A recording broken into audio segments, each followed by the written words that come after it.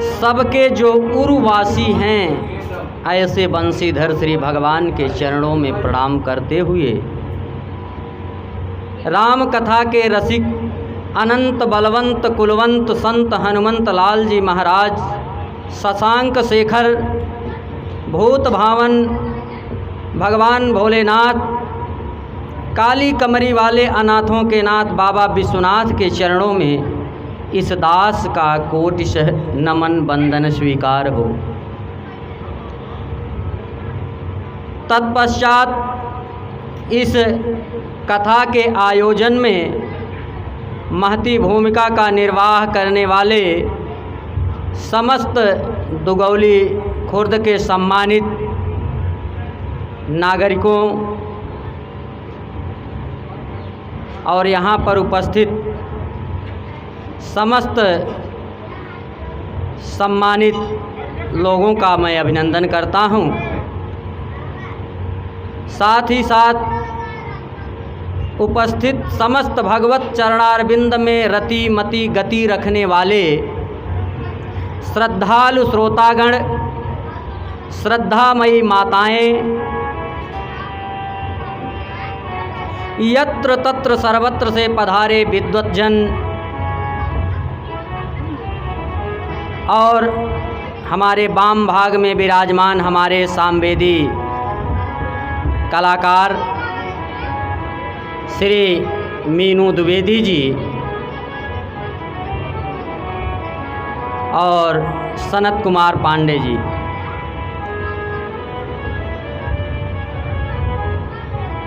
और पहले दिन से ही कार्यक्रम में महत्वपूर्ण जिम्मेदारी का निर्वहन करने वाले श्री सिद्धनाथ शुक्ला जी का मैं अभिनंदन करता हूँ। कल की कथा में आप सभी ने श्रवण किया धुंधकारी का प्रसंग। धुंधकारी जैसा पापी जो पाप करते करते मर गया और उसके बाद प्रेत हो गया, उसके बाद उसने भागवत की कथा सुनी और वो भगवान के परम धाम को चला गया।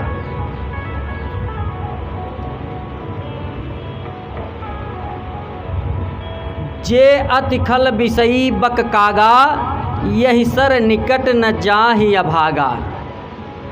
जो दुष्ट होते हैं, विषयी होते हैं, जिनका मन चारों तरफ भटकता रहता है, ऐसे लोगों को कथा सुनने का सौभाग्य प्राप्त नहीं हो पाता।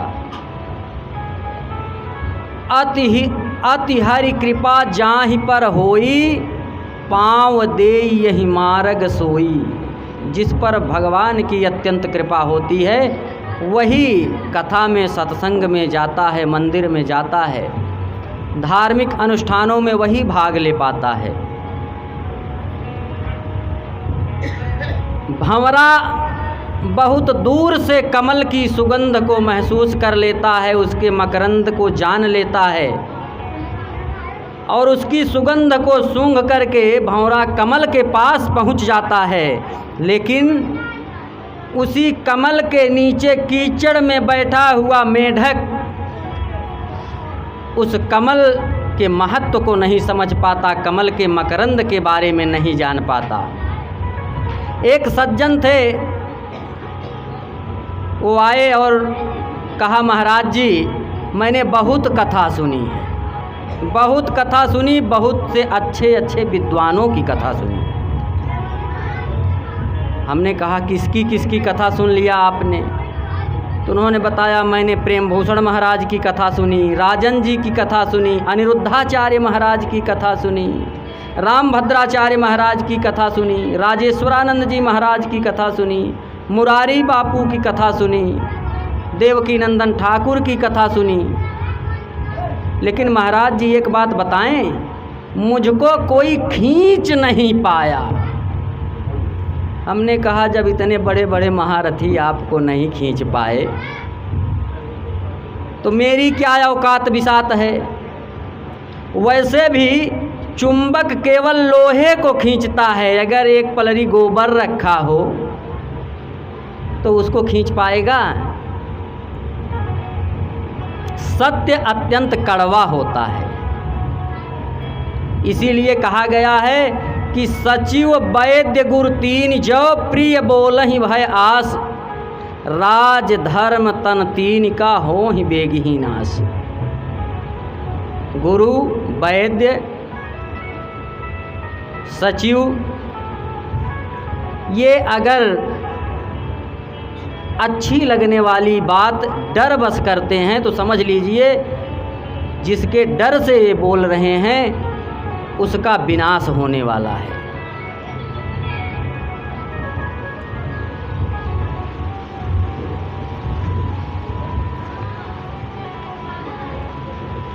और एक बात आप लोगों से पूछें, माता जी आप ये बताइए कि आपने कितने देवताओं का दर्शन किया है? साक्षात किया है कभी?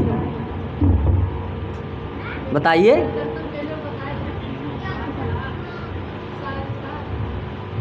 साक्षात कभी किसी देवता का दर्शन हुआ है? चलिए मैं बताता हूँ किसका किसका दर्शन आपने किया है। हमारे देवता सूर्य भगवान हैं, आप प्रतिदिन दर्शन करते हैं, देखा है कि नहीं कभी? सूर्य देव दिखाई देते हैं, चंद्रदेव भी दिखाई देते हैं। आप लोग भूले हुए हैं कि हमें याद ही नहीं हम देवताओं को कब देखे। अग्निदेव को आपने देखा है, गंगा जी में स्नान किया है आप लोगों ने, गंगा मैया को देखा है। पवन देव जो कि हवा को हमने देखा तो नहीं लेकिन महसूस जरूर किया है। तो ऐसे बहुत से देवताओं का दर्शन आप लोगों ने किया है, लेकिन पूछा जाए तो आप कहते हैं कि नहीं हम नहीं जानते। अच्छा पूछा जाए कि किसी ने हाथी घोड़ा खाया है? हाँ? अरे दीपावली में जो बनता है खाते हैं कि नहीं खाते हैं? बड़ी सुंदर दिव्य चर्चा कल के प्रसंग में आपने श्रवण किया। धन्या भागवती वार्ता प्रेत पीड़ा विनाशिनी। नैमिषारण्य में शौनक जी महाराज के प्रश्न पर सूत जी ने वही कथा सुनाना प्रारंभ किया जिस कथा को सुन करके धुंधकारी का परम कल्याण हो गया। शौनक जी ने पुनः प्रश्न किया कि ये जो भागवत कथा है, इतनी बढ़िया औषधि, इतनी अच्छी दवाई कैसे बनी? भागवत महापुराण की रचना कैसे हुई? किसने इसे बनाया? किसने इसको प्रकट किया? सूत जी ने कहा कि सर्वप्रथम भगवान विष्णु ने चतुर्श्लोकी भागवत ब्रह्मा जी को प्रदान किया। भागवत महापुराण को 4 श्लोकों में भगवान विष्णु ने ब्रह्मा जी को सुनाया। ब्रह्मा जी के द्वारा सनकादि 4 ऋषियों को सुनाया गया, जो सनक, सनंदन, सनत कुमार, सनातन 4 भाई हैं। इन सब को ब्रह्मा जी ने श्रीमद्भागवत महापुराण की कथा थोड़ा विस्तार से सुनाया। लेकिन अब बात आती है कि यहाँ तक सुलभ कैसे हुई, सबको कैसे मिल रही है? तो आप लोग जान लीजिए कि सुखदेव भगवान ने अमर कथा सुन लिया था। सुखदेव भगवान का जन्म कैसे हुआ, इसी पर चर्चा करेंगे। नारद जी झगड़ा लगाने के लिए जाने जाते हैं, सबसे झगड़ा लगा देते थे। एक दिन नारद जी के मन में आया कि भगवान शंकर और पार्वती के बीच झगड़ा लगवा दिया जाए, और नारद जी अपना नारायण नारायण करते हुए कैलाश पर पहुंच गए। माता पार्वती से मिले, बोले माता जी मैं तो धरती पर टहल के आ रहा हूँ, हर जगह हमने देखा पति का पत्नी पर भरोसा नहीं है, पत्नी का पति पर भरोसा नहीं है, एक दूसरे की बात नहीं मानते।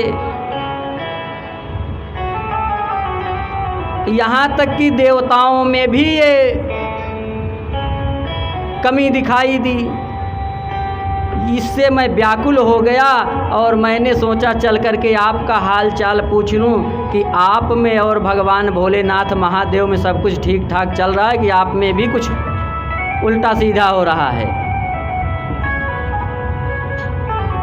तो पार्वती माता ने बताया कि नारद, भगवान मुझसे बहुत प्रेम करते हैं, मुझसे कुछ नहीं छुपाते।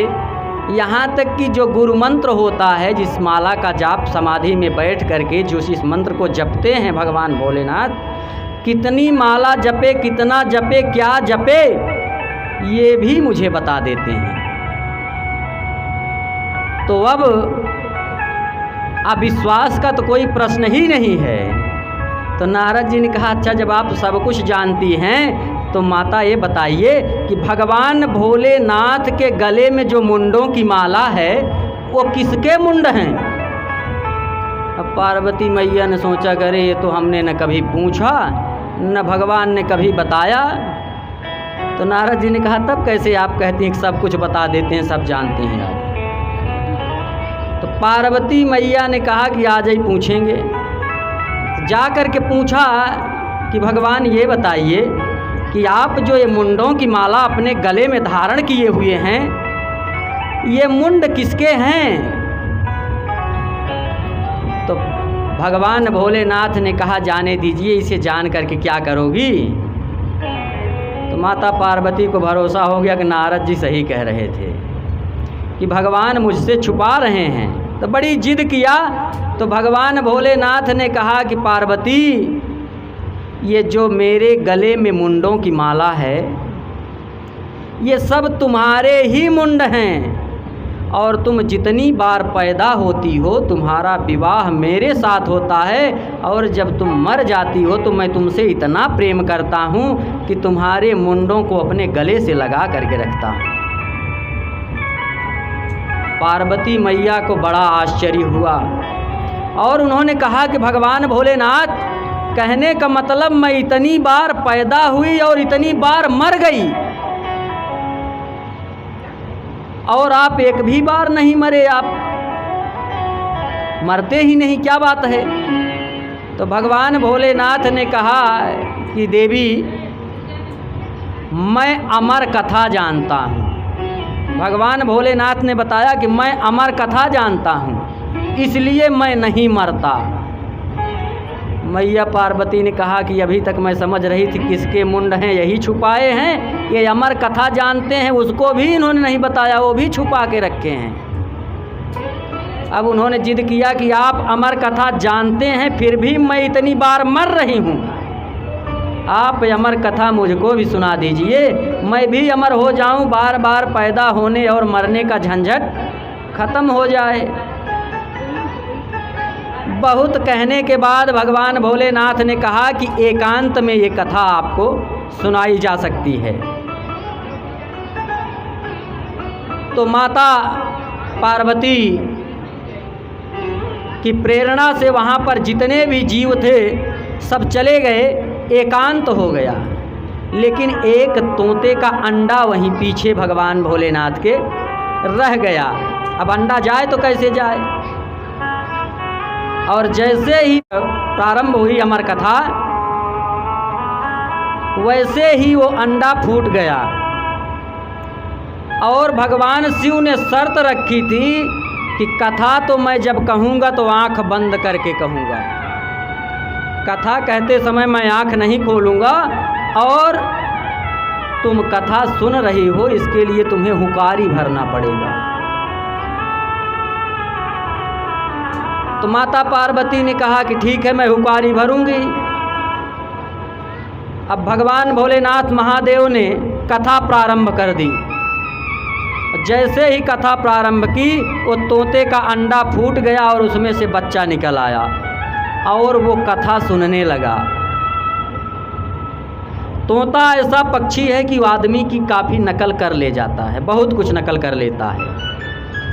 अब भगवान भोलेनाथ कथा सुना रहे हैं और तोता भी हुकारी भरने लगा माता पार्वती के साथ।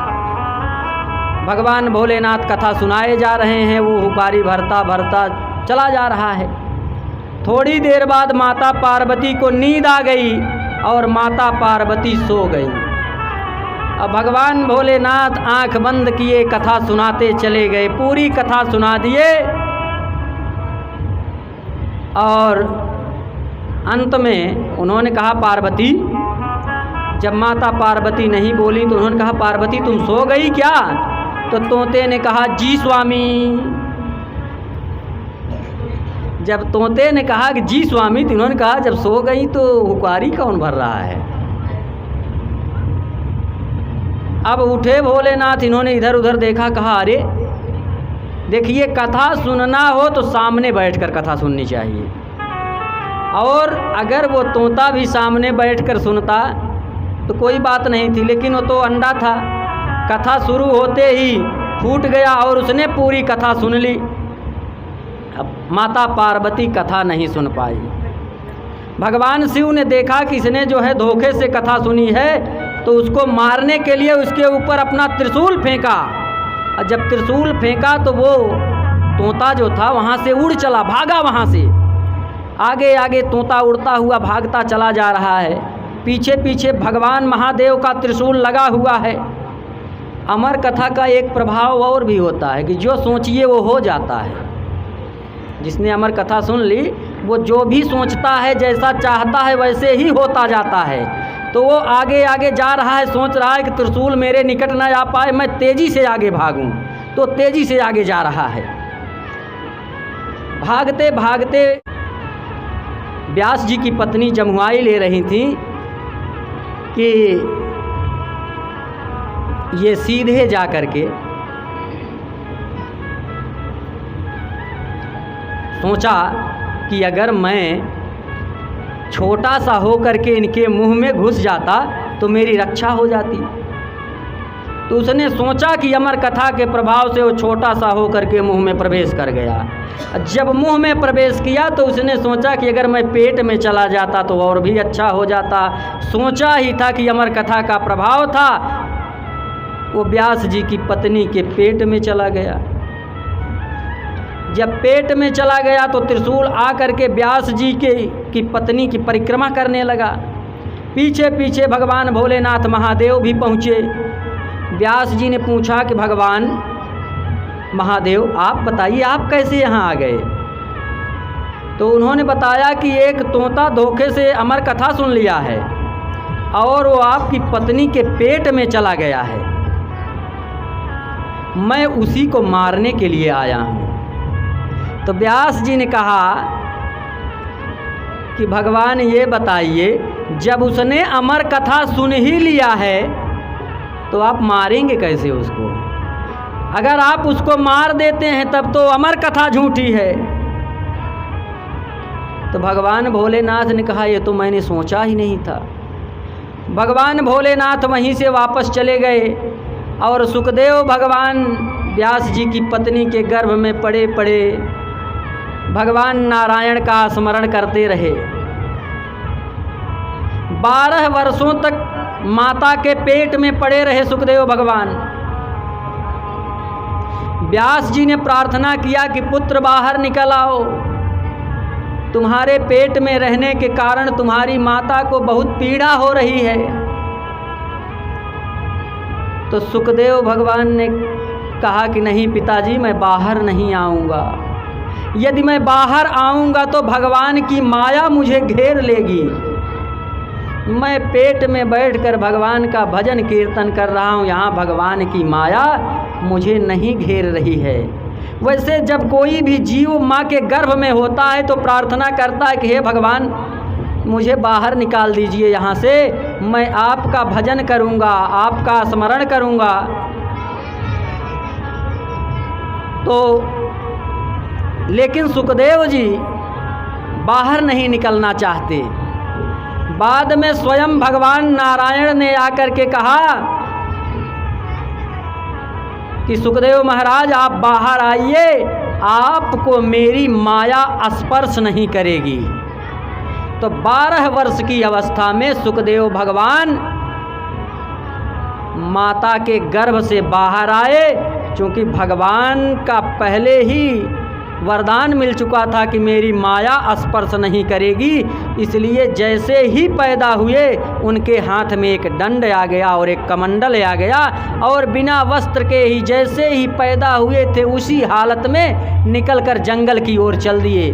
और व्यास जी पीछे पीछे पुत्र पुत्र कहते हुए चले जा रहे हैं कि रुक जाओ पुत्र, रुक जाओ पुत्र। लेकिन व्यास जी की आवाज़ बिना सुने सीधे सुखदेव भगवान जंगल की ओर चले गए। रास्ते में कुछ स्त्रियां स्नान कर रही थीं। वहां जाकर के व्यास जी ने पूछा कि आप लोगों ने मेरे पुत्र को देखा? तो उन्होंने कहा कि व्यास जी, आपके पुत्र को तो इस संसार में क्या मर्यादा है इसका कोई ज्ञान नहीं है, लेकिन आपको तो ज्ञान है। आप नहाती हुई महिलाओं से प्रश्न कर रहे हैं, आपको यहाँ नहीं आना चाहिए था। फिर व्यास जी वहाँ से चले गए। बाद में उनको पेड़ पौधों ने उपदेश दिया कि व्यास जी आप देखिए, जिसे आप अपना पुत्र कह रहे हैं उसका जन्म जगत कल्याण के लिए हुआ है, वह साक्षात नारायण हैं। उसके बाद वृक्षों ने समझाया कि देखिए, हम लोग जो फल देते हैं वो भी तो हमारे पुत्र ही हैं, लेकिन निस्वार्थ भाव से उसको कौन खा रहा है, कौन ले जा रहा है? जगत कल्याण के लिए माया मोह त्याग करके हम अपने फल को त्याग देते हैं। तो उसी तरह से आपका पुत्र भी संसार के कल्याण के लिए आया है, उसकी माया मोह में मत पड़िए। व्यास जी वापस चले गए। व्यास जी वापस चले गए और सुखदेव भगवान 12 वर्ष की अवस्था में पैदा हुए, लेकिन आजीवन वह 16 वर्षीय आयु प्राप्त करके ही रहे। 16 वर्ष से ज़्यादा आयु की अवस्था उन्हें कभी प्राप्त नहीं हुई, और सदैव निर्वस्त्र, बिना किसी भगवान की माया स्पर्श नहीं करती थी। कोई लज्जा, कोई भय, कोई डर, कोई मर्यादा नहीं थी।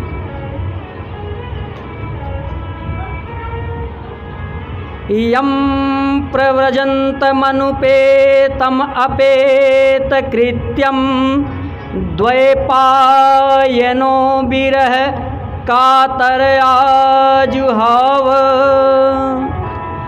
तत्राभवत भगवान व्यासपुत्रो, स्वयं भगवान ही व्यासपुत्र के रूप में प्रकट हुए हैं। इसके बाद व्यास जी ने 17 पुराण लिखे, 4 वेद लिखे, महाभारत लिख दिया, लेकिन व्यास जी को संतोष नहीं हो रहा था। उनकी आत्मा में कुछ व्याकुलता जैसी चल रही थी। एक दिन अपने आश्रम में व्यास जी उदास होकर के बैठे हुए थे। उसी समय नारद जी का आगमन वहाँ पर हो गया। जब नारद जी का आगमन हुआ तो नारद जी ने पूछा कि व्यास जी, आप बताइए, आप इतने चिंतित क्यों हैं, आप व्याकुल क्यों हैं? तो व्यास जी ने बताया कि मैंने 4 वेद लिखे, 6 शास्त्र लिखे, 18 पुराण लिखा, महाभारत लिखा, लेकिन मुझे संतोष नहीं हो रहा है। आप ही मेरा कुछ मार्गदर्शन कीजिए। तो नारद जी ने कहा, मुझे देखो, मैं पूर्व जन्म में एक दासी पुत्र था।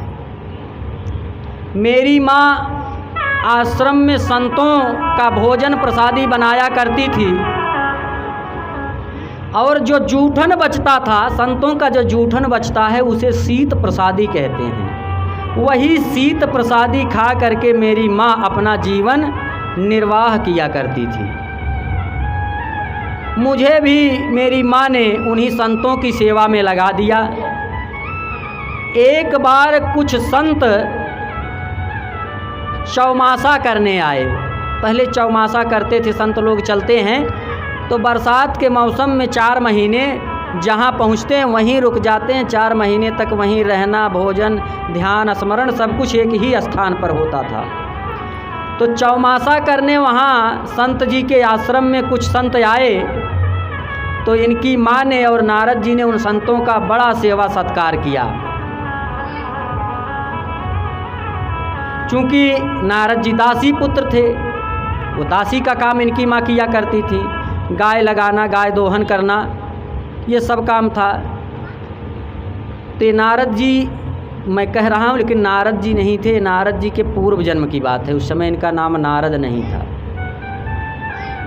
तो इन्होंने बताया कि जब चौमासा करके संत लोग जाने लगे तो मैंने संतों से कहा कि आप सभी मुझे भी ले चलिए, जैसे आप लोग भजन कीर्तन कर रहे हैं, भगवान का ध्यान स्मरण कर रहे हैं, मैं भी भगवान में ध्यान लगाना चाहता हूँ, मैं यहाँ नहीं रहूँगा। तो संतों ने कहा ठीक है चलो, लेकिन मेरी माँ ने कहा कि एक ही पुत्र है, इसी के सहारे मैं जी रही हूँ, आप लोग इसको लेकर के चले जाएंगे तो मैं कैसे जीवित रहूँगी, किसके सहारे रहूँगी। संतों ने कहा कि जब तक आपकी माता जी जीवित हैं तब तक इनकी सेवा करो, उसके बाद जंगल में चले आना, हम लोगों के साथ तपस्या करना, ध्यान करना भगवान का। और भगवान का ध्यान करने का तरीका बता दिया कि तब तक यहीं भगवान का ध्यान करो। तब नारद जी कह रहे हैं कि मैंने तब सोचा कि कितनी जल्दी मेरी माँ मरे और मैं भगवान के भजन कीर्तन के लिए जंगल में चला जाऊं, संतों के साथ चला जाऊं। अपनी माँ के मरने की प्रार्थना करने लगा मैं। और एक दिन गाय दूहते समय मेरी माँ को सांप ने काट लिया और मेरी माँ मृत्यु हो गई मेरी माँ की।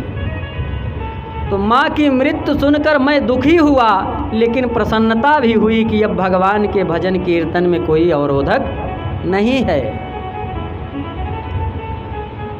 बहुत दिनों तक जंगल में इधर उधर भटकता रहा। संतों के द्वारा बताई गई विधि से मैंने साधना करना प्रारंभ किया। एक दिन भगवान की वो दिव्य अलौकिक झांकी का दर्शन मुझे हो गया। मैं बड़े ध्यान से उसे देखने लगा, देखने में मग्न हो गया। अचानक ही भगवान की वो दिव्य झांकी गायब हो गई। जब भगवान की वो दिव्य झांकी गायब हो गई तो मैंने बहुत प्रयास किया, उसी प्रकार से फिर ध्यान लगाया, लेकिन कभी वो झांकी दिखाई नहीं दी। फिर एक दिन आकाशवाणी हुई कि इतने व्याकुल मत हो, जिस झांकी का तुम दर्शन करना चाहते हो अब वो तुम्हें दोबारा नहीं दिखाई देगी। तो मैंने पूछा कि अब उस झांकी का दर्शन कब होगा? तो आकाशवाणी ने कहा इस कल्प में नहीं, अगले कल्प में होगा। तो अब तक मैंने पहले सोचा कि मेरी माँ मरे, अब मैं सोचने लगा कि कितनी जल्दी मैं मर जाऊं और मेरा अगला जन्म हो जाए। और समय के साथ मेरी मृत्यु हुई और मैं अगले जन्म में ब्रह्मा के पुत्र के रूप में पैदा हुआ और मेरा नाम नारद हुआ। और भगवान ने मुझे बीड़ा दी जिस पर मैं नारायण नारायण नारायण का संकीर्तन करता रहता हूँ। काफ़ी देर से आप सभी बैठे हुए हैं, तब नारद जी नारायण नारायण का संकीर्तन करते हैं, तो आप लोग भी कीजिए। श्रीमन नारायण नारायण नारायण, आप लोग भी कीजिए। श्रीमन नारायण नारायण नारायण,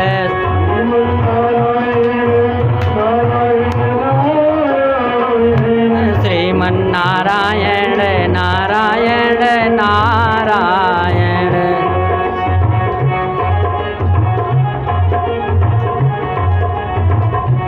श्रीमन नारायण नारायण नारायण,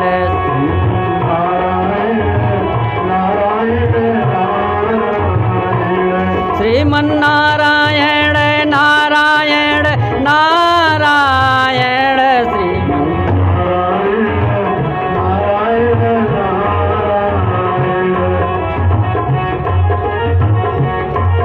मैं भी नारायण नारायण नारायण,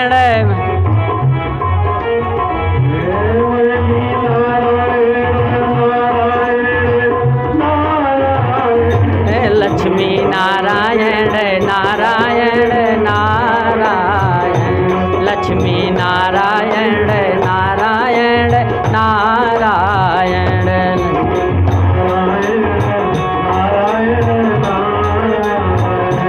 सब में नारायण नारायण नारायण,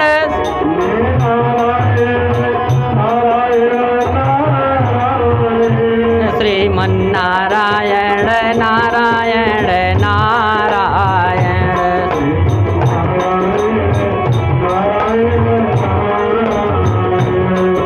श्रीमन्नारायण नारायण नारायण,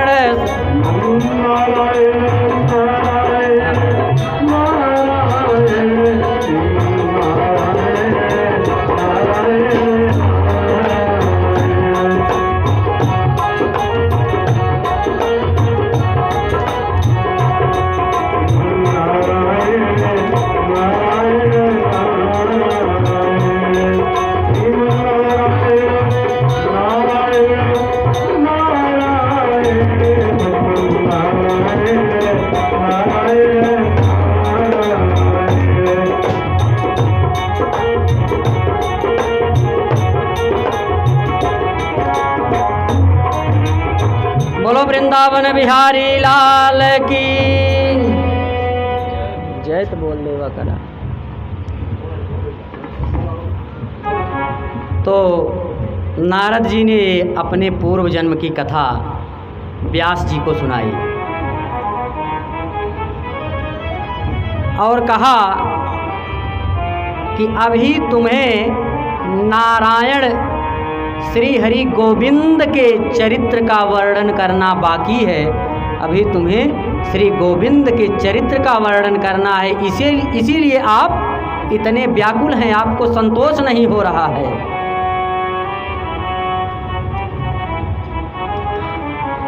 तो गोविंद के गुणगान करने वाले श्रीमद् भागवत महापुराण की रचना करने के लिए व्यास जी तुरंत तैयार हो गए। व्यास जी की समझ में सारी बात आ गई और उन्हें अपनी गलती का एहसास भी हो गया। तुरंत जाकर सरस्वती नदी में स्नान किए और आकर सम्याप्रास आश्रम, जिसे व्यास गुहा के नाम से जाना जाता है, उसी में बैठ करके व्यास जी ने श्रीमद् भागवत महापुराण की रचना की और इसे लिखने का कार्य स्वयं गणेश भगवान के द्वारा किया गया। कथा लंबी है, इस प्रसंग को गणेश भगवान ने कैसे लिखा छोड़ते हुए व्यास जी ने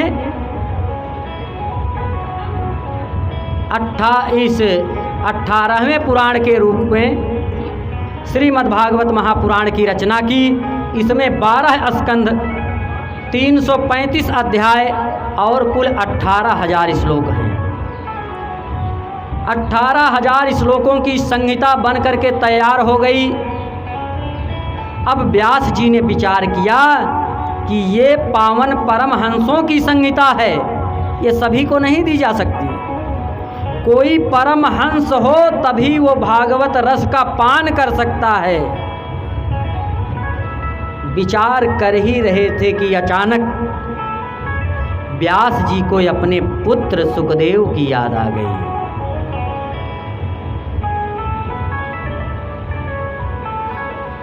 व्यास जी ने सोचा कि मेरे पुत्र से बड़ा परमहंस और कौन होगा। अब ये जो 18,000 श्लोकों की परमहंस संहिता है, इसे मैं अपने पुत्र सुखदेव को ही प्रदान करूंगा। उसके बाद व्यास जी ने अपने 2 शिष्यों को बुलाया और उन्हें 2 श्लोक श्रीमद् भागवत महापुराण के याद करा दिए और कहा कि इसी श्लोक का गान करते हुए जंगल में गुफाओं में विचरण करो। जहाँ से कोई प्रतिक्रिया आए, कोई पूछे कि ये किसने लिखा, उसे ले करके मेरे पास चले आना। अब व्यास जी के दोनों शिष्य उसी श्लोक का गान करते हुए जंगल जंगल भटकने लगे, टहलने लगे। बरहा पीडम नटवर बपुः कर्णयो कर्णिकारम विप्रदवासम कनक कपिशम वैजयन्ती च मालाम कुहूर्यान गोप वृंदैः वृंदारण्यम स्वपद रमणम प्रविशद गीत कीर्ति। यही श्लोक गाते हुए सुखदेव जी की गुफा के सामने जब इनके शिष्य पहुँचे व्यास जी के, तो जैसे ही सुखदेव भगवान के कानों में आवाज़ पहुँची, सुखदेव भगवान की समाधि खुल गई। सोचने लगे कि कौन हो सकता है इतना सुंदर। पीतांबर, घुघराले बाल, अजान बाह, हाथों में बंसी विराजमान है। स्वपद रमणम, नंगे पांव गाय चराकर लौटे हुए हैं। नंगे पांव भगवान वृंदावन में प्रवेश पा रहे हैं। अकेले नहीं हैं, सारे ग्वाल सखा भी भगवान को चारों तरफ से घेरे हुए हैं। सब मिलकर गोविंद की यश कीर्ति गाते हुए वृंदावन में प्रवेश पा रहे हैं। वो शोभा इस लोक के माध्यम से सुन करके भगवान सुखदेव की समाधि टूट गई और वह निकलकर गुफा से बाहर आए और बोले, आहा, बड़ी मनोहर छवि है, ऐसा कौन हो सकता है। यह सोचकर सुखदेव जी जब बाहर आए तो चेला लोग वही श्लोक गा रहे हैं। अब सुखदेव भगवान सोचने लगे कि ऐसे भगवान के लिए यदि मैं निकलूं जिनका स्वरूप इतना सुंदर है, तो पता नहीं उनका स्वभाव भी सुंदर होगा कि नहीं होगा। जो देखने में सुंदर हो उसका स्वभाव भी सुंदर हो, ये आवश्यक नहीं है। मैं यहाँ समाधि छोड़कर, भगवान की तपस्या छोड़कर वहाँ चलूँ और पता चले कि वह स्वभाव से सुंदर नहीं है, तो मेरा चलना जो है निरर्थक हो जाएगा। आधी छोड़ पूरी को धावई, आधी मिले न पूरी पावई, ये कहावत है। यही सोचकर सुखदेव भगवान विचार कर ही रहे हैं। विचार कर ही रहे हैं कि तेरी याद जो ख्वाबों में भी आ जाए तो मेला कर दे, हृदय के इस मरुस्थल में बरसात का रेला कर दे। याद वो नहीं जो कभी आए अकेले में, याद जब आए तो इस मेले में भी अकेला कर दे। अर्थात जब आपका ध्यान भगवान में लगे तो आपके साथ कथा सुनने कौन कौन आया है, काका जी आए हैं, चाची जी आई हैं, मौसी जी भी बैठी हैं, कौन है उनका हाल चाल ले लें, ये सब नहीं। तब आप लाखों के बीच में भी जब अकेला महसूस करें तो समझ लीजिए कि भगवान की याद आपको पूरे भाव के साथ याद आ रही है। रसो वैसह कृष्णम, जो कृष्ण भगवान रूपी रस है वो सबसे ज़्यादा मधुर है। सुखदेव जी सोच ही रहे थे कि गजब का मनोहर दृश्य है। कामदेव की सुंदरता भी कामदेव के भी बाप हैं। अब ये कहेंगे आप लोग कि अगर लड़का सुंदर है तो बाप सुंदर होगा, लेकिन भगवान श्री कृष्ण कामदेव के बाप हैं ही, ये तो निश्चित है। भगवान कामदेव श्री कृष्ण भगवान के पुत्र के रूप में पैदा हुए प्रद्युम्न, तो ये कहना गलत नहीं है, कामदेव के भी बाप हैं। सोच रहे हैं मान लो मैं समाधि छोड़ करके गया लेकिन उनका स्वभाव सुंदर नहीं हुआ तो क्या करूँगा। और सुंदर क्या क्या होता है, कैसे होता है, ये क्या क्या सुंदरता में देखी जाती है कि देह सुंदर हो, गेह सुंदर हो, देह सुंदर हो गेह सुंदर हो, नयन सुंदर हो बैन सुंदर हो, देह काया चरण भी सुंदर हो, सार्थक है उसी की सुंदरता जिसका अंतःकरण भी सुंदर हो, जिसका अंतःकरण भी सुंदर हो वही सुंदर है। भगवान कहते हैं निर्मल मन जन सो मोहि पावा। सुखदेव जी ने कहा स्वभाव अगर ठीक नहीं होगा तो वहाँ जाकर भी कोई फायदा नहीं है। तब तक शिष्यों ने दूसरा श्लोक सुना दिया जिसमें भगवान के स्वभाव का वर्णन किया गया था। अहो वकीयम स्तन कालकूटम जिगांसया पद क्व शब्दि लेभे गतिम शत्रु जिताम ततोन्नयम कम्बा दयालुम शरणम ब्रजेम। इस श्लोक में भगवान के रूप का नहीं स्वभाव का वर्णन है,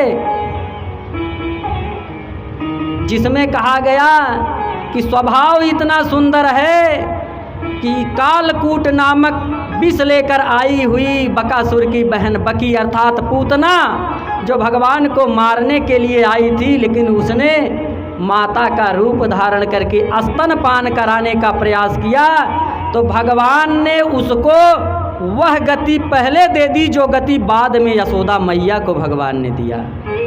तो स्वभाव इतना सुंदर है, बोलनी मिलनी विनय मन हरही, बैरी हु राम बड़ाई करही। तो जिसके स्मरण मात्र से यस्य स्मरण मात्रेण जन्म संसार बंधनाम विमुच्यते नमस्तस्यै विष्णवे प्रभु विष्णवे। जिसके स्मरण मात्र से संसार का भव बंधन समाप्त हो जाता है, ऐसे विष्णु प्रभु मात्र अकेले ही हैं स्वयं नारायण गोविंद।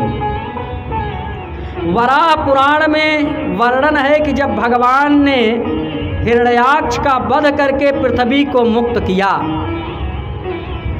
उसी समय भूदेवी ने प्रश्न किया, धरती माता ने प्रश्न किया था कि प्रभु ये बताइए कि जीवन भर जप तप भजन करने के बाद यदि मरते समय आपका स्मरण न हुआ तो मानव किस गति को प्राप्त होगा।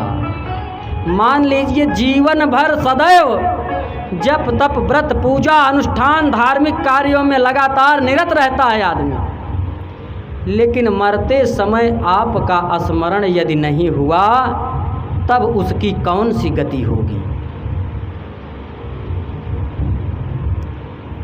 तो जन्म जन्म मुनि जतन कराही, अंत राम कही आवत नाही।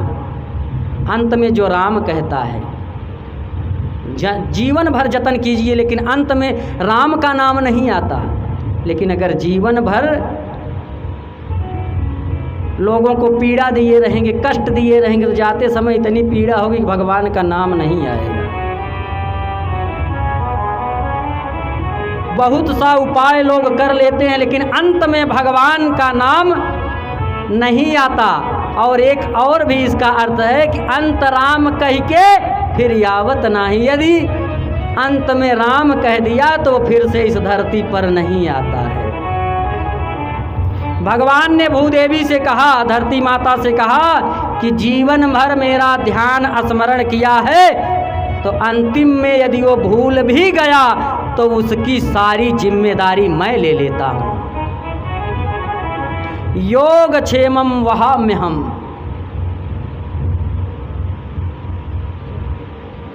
उस भक्त का स्मरण करके मैं उसे परम गति प्रदान कर देता हूँ। अब ये जान लीजिए कि भक्त का स्मरण स्वयं भगवान भी करते हैं। कैसे करते हैं यही बता करके मैं अपनी वाणी को आज विराम दूंगा। आगे की कथा कल आप लोग सुनेंगे। एक बार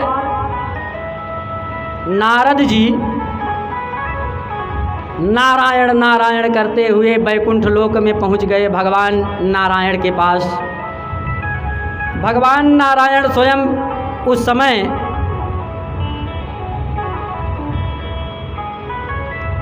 एक रजिस्टर था, वही पलट रहे थे। उस रजिस्टर में भक्तों का नाम लिखा हुआ था और नारद जी ने पूछा कि प्रभु ये कैसा रजिस्टर है। नारद जी को देख करके भगवान रजिस्टर छिपाने लगे, ऐसे चद्दर उठा करके उसी के नीचे डालना शुरू कर दिए। अब जो है नारद जी की दृष्टि पड़ गई। उन्होंने कहा प्रभु बताइए ये रजिस्टर में क्या है। तो भगवान ने कहा कि इसमें भक्तों का नाम है, आपके काम की चीज़ नहीं है। नारद ने कहा ऐसे कैसे हो सकता है कि दुनिया की कौन सी चीज़ नारद के काम की नहीं है, आप मुझे दिखाइए। भगवान ने काफ़ी इधर उधर किया, लेकिन फिर कहा कि नारद जी हैं, मानेंगे नहीं, दिखाना पड़ेगा ही। तो रजिस्टर खोल करके दिखा दिया कि लीजिए देख लीजिए। तो नारद जी ने देखा कि भक्तों के नाम का जो रजिस्टर है तो उसमें सबसे ऊपर नारद जी का नाम लिखा हुआ है। नारद जी बड़े प्रसन्न हुए कि भगवान के भक्तों की लिस्ट में मैं सबसे ऊपर हूँ, पहले नंबर पर हूँ। अब देख रहे हैं नीचे तो कहीं हनुमान जी का नाम ही नहीं है। बड़े प्रसन्न हुए कि हनुमान जी सबसे बड़का भगत बना थे। भगवान के भक्तन के रजिस्टर जवन वो हमें उनका नाम ही नहीं लिखा। तुरंत वहाँ से भगे और हनुमान जी के पास आए। अब बोले हनुमान जी आप तो भगवान के बड़े भक्त बनते हो, लेकिन भगवान के पास भक्तों के नाम का एक रजिस्टर है, उस रजिस्टर में आपका नाम है ही नहीं। तो पहले तो हनुमान जी ने इधर उधर की बात की, कोई बात नहीं नारद जी, मैं भक्त हूँ, मैं मानता हूँ भगवान को, मैं प्रेम करता हूँ, भगवान मुझे प्रेम करते हैं, लेकिन नहीं है रजिस्टर में तो कोई बात नहीं। उन्होंने कहा नहीं, भगवान आपको प्रेम करते ही नहीं, आपको अपना भक्त मानते ही नहीं, मानते होते तो रजिस्टर में नाम होता। अब नारद जी ने जब ऐसा कहा तो हनुमान जी ने कहा नारद जी भगवान के पास एक बहुत छोटी सी डायरी भी है। अब नारद जी वहाँ से फिर भगे आ गए नारायण भगवान के पास। बोले प्रभु हनुमान जी ने बताया कि आपके पास एक डायरी भी है, वो डायरी मैं देखना चाहता हूँ। तो भगवान ने कहा नहीं नारद जी कोई डायरी नहीं है मेरे पास, ऐसी कोई बात नहीं है। नारद जी ने कहा कि हनुमान जी ने कहा है तो ये सत्य है कि आपके पास डायरी है, आप मुझे दिखाना नहीं चाहते, आप दिखाइए। भगवान ने डायरी निकाल करके दे दिया। पूछा कि इसमें क्या लिखा है, तो भगवान ने कहा कि इसमें भक्तों का नाम लिखा है। नारद जी का माथा ठनका, अरे इतना बड़ा रजिस्टर, उसमें इतनी जगह खाली है तो अलग से डायरी बनाने की क्या ज़रूरत पड़ गई। अब पूछा कि भगवान डायरी बनाने की ज़रूरत क्या पड़ी। भगवान ने कहा पड़ गई। नारद जी ने कहा देखूं। जब नारद जी ने डायरी देखा तो सबसे ऊपर केवट का नाम, सेवरी का नाम, प्रहलाद का नाम, ध्रुव का नाम, हनुमान जी का नाम, ऐसे बहुत से भक्तों का नाम उसमें था, लेकिन नारद जी का नाम उस डायरी में कहीं नहीं था। नारद जी बड़े आश्चर्य में पड़े। बोले प्रभु ये बताओ उस डायरी में और इस रजिस्टर में अंतर क्या है। उसमें भी भक्तों का नाम है, इसमें भी भक्तों का नाम है, तो डायरी बनाने की आवश्यकता ही क्यों पड़ गई। तब भगवान ने कहा कि नारद जी रजिस्टर में उन भक्तों का नाम है जो मेरा नाम जपते रहते हैं, जो मेरा नाम जपते जपते जीवित हैं, और रजिस्टर में उन भक्तों का नाम है जिनका नाम मैं जपता रहता हूँ। तो ऐसे भी भक्त हैं जिनका स्मरण भगवान कह रहे हैं कि मैं स्वयं करता रहता हूँ, ऐसे भक्तों को मैं छोड़ता नहीं हूँ। जब केवट को मुदरी देने लगे भगवान उतराई के रूप में, तो केवट ने पूछा कि क्या है, तो उन्होंने कहा उतराई है, इसमें राम राम लिखा है, यही राम राम कहना, जपना भजना, आपका कल्याण हो जाएगा। तो केवट ने कहा कि प्रभु मैं नाव चलाता हूँ और राम राम जपूँगा तो मेरी नाव कौन चलाएगा, मेरा धंधा बंद हो जाएगा, परिवार का भरण पोषण कैसे होगा, इसलिए प्रभु मेरी तरफ से आप ही जो है राम राम कर लीजिएगा। तो भगवान केवट के बदले स्वयं ही केवट की तरफ से उसका स्मरण करते रहते हैं। तो इस तरह से भगवान भी भक्तों का ध्यान करते हैं। आज की कथा में, भागवत महापुराण की कथा में आप सब यहीं तक की कथा सुनेंगे। कल कथा में अभी तक तो जो कथा हुई ये महात्म की कथा है। अभी श्रीमद् भागवत महापुराण की कथा में हमने प्रवेश नहीं किया है, तो कल कथा में प्रवेश करेंगे।